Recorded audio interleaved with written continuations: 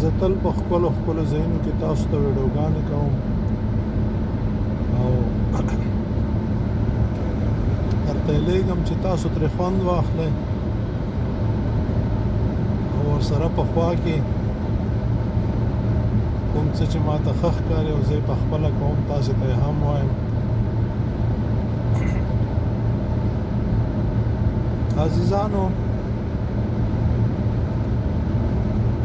تاسې به لیدلي وي کومې کورنۍ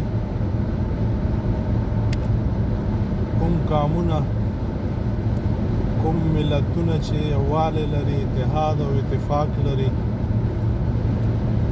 څنګه چې ځان ته فکر کوي دغسې ټول ولس ته فکر کوي، هغوی تل بریالي وي. او هغه کسان چې تل د ځان په فکر کې وي، زما په اند په نړۍ کې به داسې انسانان نه وي چې هغوی ګټه او تاوان نه پېژني. توپیر یې دا دی چې یو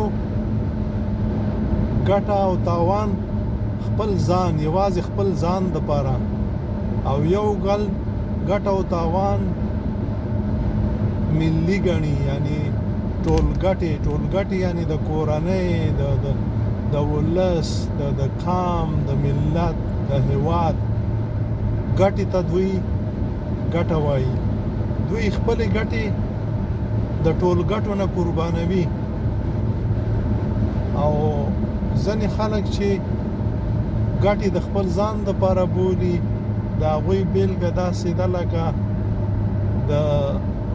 د درنده او ځناورو یا د غلو په منځ کې چې ځان ته محل جوړ کړي او فکر کوي چې زه به په دې کې په امن پاتې شم.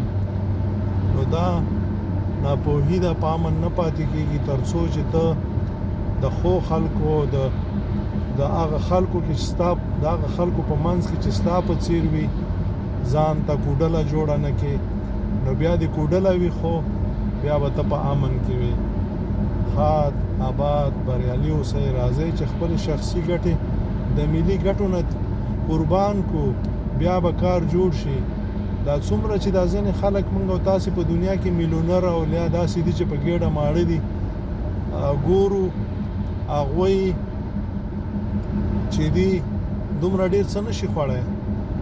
نو هغه څه چې موږ ساتلي دي هغه راوباسو بازار ته او په څه باندې کاروبار وکړو او څه چې دي خوارو غریبانو ته ورکړو. السلام علیکم ورحمت الله وبرکاته.